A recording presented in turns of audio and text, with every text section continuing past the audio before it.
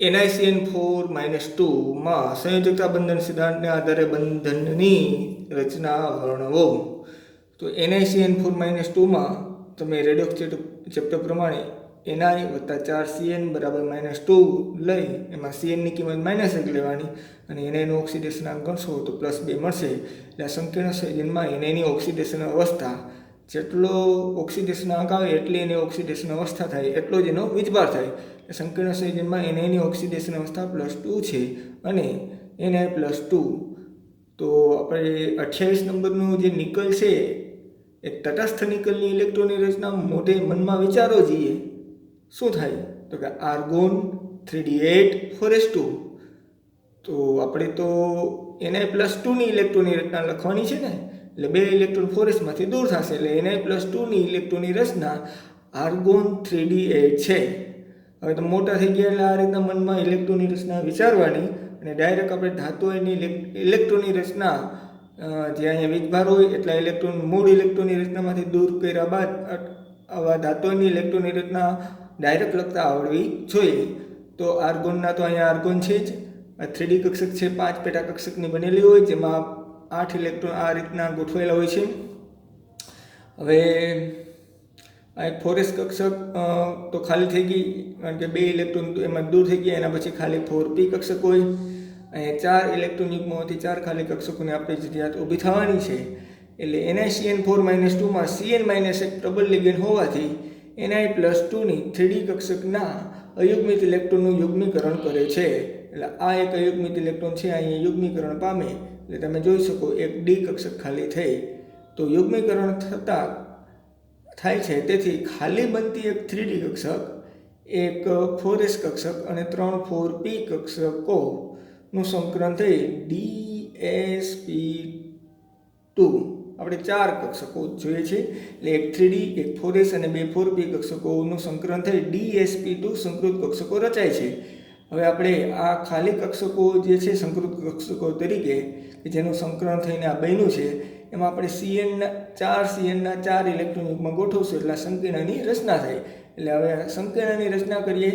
આ ધાતુ આયન જે આટલો વિદ્વાર ધરાવે છે આ સંકીર્ણમાં એવા ધાતુ આયનની ઇલેક્ટ્રોનની રચનામાં જે 4 સંકૃત કક્ષકોની રચના થઈ છે એમાં Cn લિગેન્ડના ઇલેક્ટ્રોન યુગ્મ ગોઠવીએ.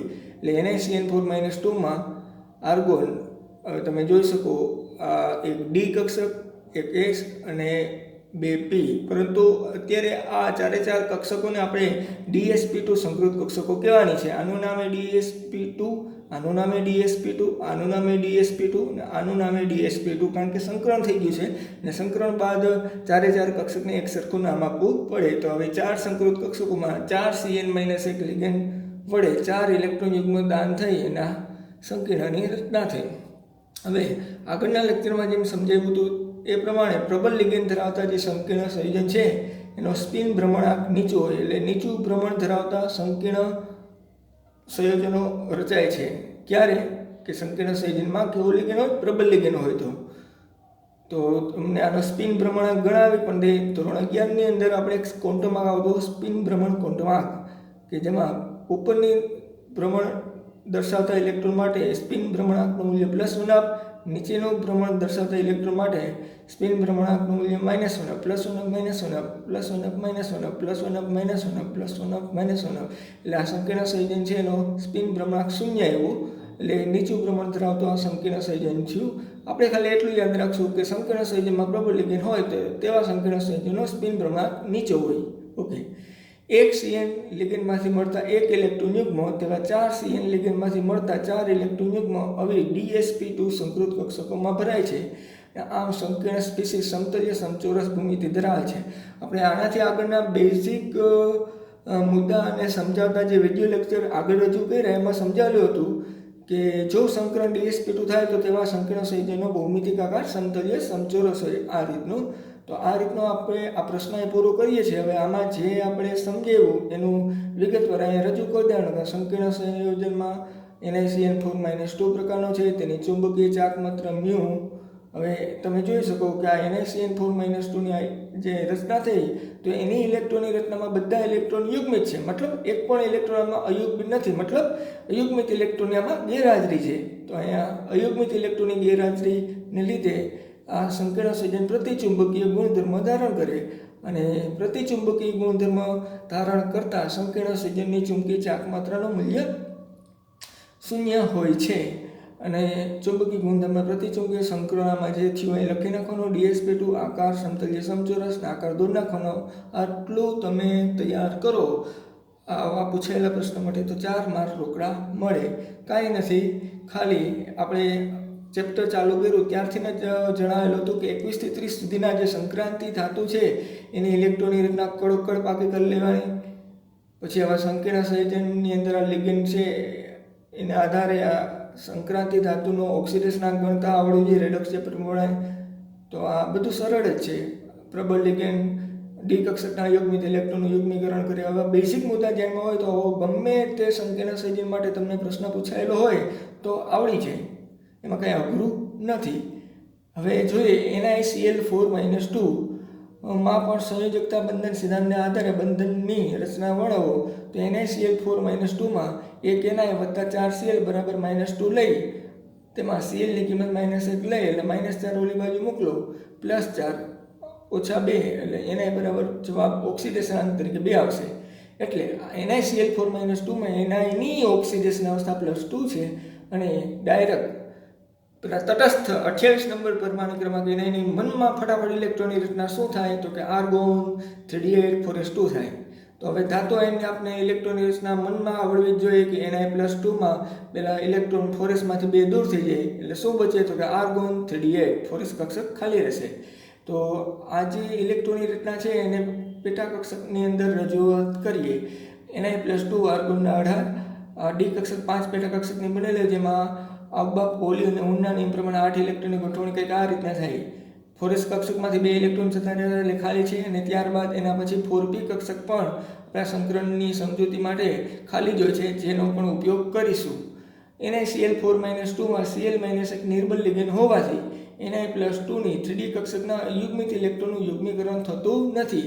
ભાઈ પ્રબળ લિગેન્ડ જ આ ડી કક્ષકના અયુગ્મિત ઇલેક્ટ્રોનનું શું કરે? યુગ્મીકરણ કરે. નિર્બળ લિગેન્ડ આવા અયુગ્મિત ઇલેક્ટ્રોનનું યુગ્મીકરણ કરતા નથી. તો હવે આપણે આ 4 ખાલી કક્ષકો માટે ક્યાંથી વિચારવું પડે તો કે 4sથી વિચારવું પડે. એટલે તેથી ખાલી રહેલી એક 4s 3 4p કક્ષકોનું સંકલન થઈને sp3 સંકૃત કક્ષકો રચાય છે. તો તમે જુઓ આ ડી કક્ષકના જે 2 અયુગ્મિત ઇલેક્ટ્રોન છે નિર્બળ લિગેન્ડને કારણે યુગ્મીકરણ નથી પામતા, એટલે આ એક 4s અને 3 4p કક્ષકનું એકબીજામાં સંકલન થઈ સમાન આકારને ઉર્જા ધરાવતી 4 સંકૃત કક્ષકો બનશે. 4નું નામ શું તો કે sp3 સંકૃત કક્ષકો. હવે આપણે એવી sp3 4 sp3 સંકૃત કક્ષકોમાં Cl નિર્બળ લિગેન્ડના ઇલેક્ટ્રોન યુગ્મ ગોઠવવાના એટલે સંકીર્ણની રચના થાય NaCl4-2. તમે જોઈ શકો એક 4s 3 4p કક્ષકમાં 4 Cl લિગેન્ડ વડે 4 ઇલેક્ટ્રોન યુગ્મ દાખલ થયા અને આ NaCl4 ની રચના થઈ. હવે આપણે એક વાત જાણીએ છીએ કે પ્રબળ લિગેન્ડ ધરાવતા સંકીર્ણ સંયોજનનું સ્પિન ભ્રમણ નીચું હોય જ્યારે નિર્બળ લિગેન્ડ ધરાવતા સંકીર્ણ સંયોજનનું સ્પિન ભ્રમણ ઊંચું હોય. કઈ રીતના તો કે અહીંયા જે પરસ્પર વિરુદ્ધ ગોઠવેલા છે તેવા ઇલેક્ટ્રોન માટે તો +1 -1 0 +1 -1 0 +1 -1 0. પણ નિર્બળ લિગેન્ડને કારણે ડી કક્ષકના અયુગ્મિત ઇલેક્ટ્રોનનું યુગ્મીકરણ નથી થતું તો તેવા 2 ઇલેક્ટ્રોન માટે સ્પિન ભ્રમણનું મૂલ્ય આના માટે +1 અને એ જ દિશામાં આ બીજી પેટા કક્ષકમાં ઇલેક્ટ્રોન રહેલો છે એટલે એના માટે મૂલ્ય +1 એટલે સ્પિન ભ્રમણ અડધો વત્તા અડધો એનું મૂલ્ય એવું 1 એટલે નિર્બળ લિગેન્ડ ધરાવતા સંકીર્ણ સંયોજનનું સ્પિન ભ્રમણ ઊંચું હોય. હવે આની થોડીક સમજૂતી અહીં નીચે વર્ણન કરી નાખવાનું આમાંથી જોઈ જઈએ કે એક Cl-1 લિગેન્ડમાંથી મળતા 1 ઇલેક્ટ્રોન યુગ્મ તેવા આમાં 4 Cl લિગેન્ડમાંથી મળતા 4 ઇલેક્ટ્રોન યુગ્મ 4 sp3 સંકૃત કક્ષકોમાં ભરાય છે. આમ સંકીર્ણ સ્પીસીસ સમચતુષ્ફલકી ભૂમિતિ ધરાવે છે અને સંકીર્ણ સ્પીસીસમાં 2 અયુગ્મિત ઇલેક્ટ્રોન જે આ ડી કક્ષકમાં છે તેની હાજરીને કારણે તે અનુચુંબકી બને છે. હવે આમાં જે પણ તમે સમજાવ્યું એનું વર્ણન કરી નાખવાનું કે સંકીર્ણ NaCl4-2 ચુંબકી ચાક માત્રા μ આપણે આગળના પ્રશ્નમાં ચુંબકી ચાક માત્રા ગણવા માટે સૂત્ર આપેલું હતું મ્યુ બરાબર √n × n + 2 જ્યાં n બરાબર 2 લેશો સાદુરૂપ આપશો એટલે ચુંબકીય ચાક માત્રા ડાયરેક્ટ તમે કેલ્ક્યુલેટરમાં ગણીને આમ સામે લખી નાખો તો પણ ચાલે, સૂત્રથી ગણતરી કરીને દર્શાવવાની જરૂર નથી. તો 2 અયુગ્મિત ઇલેક્ટ્રોન ડી કક્ષકમાં અહીંયા હોવાને લીધે 283 બોહર મેગ્નેટ્રોન તેની ચુંબકી ચાક માત્રા હશે. હવે અયુગ્મિત ઇલેક્ટ્રોનને કારણે તેનો ચુંબકી ગુણધર્મ અણુચુંબકીય. સંકરણમાં શું થયું હતું તો કે sp3 ને આકાર sp3 સંકરણ માટે કેવો હોય તો કે સમચતુષ્ફલકીય. તો આ રીતના એક ni સાથે 4 Cl સમચતુષ્ફલકીય આકારે જોડાઈને NiCl4 - 2 પ્રકારના સંકીર્ણની રચના થાય. ઓકે, હવે અહીંયા ચુંબકી ગુણધર્મ માટે થોડુંક ચુંબકી ચાક માત્રા માટે થોડુંક કહેવા માંગુ છું કે અહીંયા કેમ 2 અયુગ્મિત ઇલેક્ટ્રોન છે તો એનો ચુંબકી ચાક માત્ર 283 બરાબર. એ રીતે અહીંયા 3 અયુગ્મિત ઇલેક્ટ્રોન, 1 અયુગ્મિત ઇલેક્ટ્રોન હોય તો 1.73, 2 હોય તો 2.83, પછી 3 હોય તો 3.88, 4 હોય તો 4.90 અને 5 હોય અહીંયા અયુગ્મિત ઇલેક્ટ્રોન તો 5.90. આમ સૈદ્ધાંતિક રીતે તમે આ ચુંબકી ચાક માત્રા ઇલેક્ટ્રોન માટે યાદ રાખી શકો જેથી તમારે કેલ્ક્યુલેટરમાં પણ ગણવું ન પડે. ઓકે.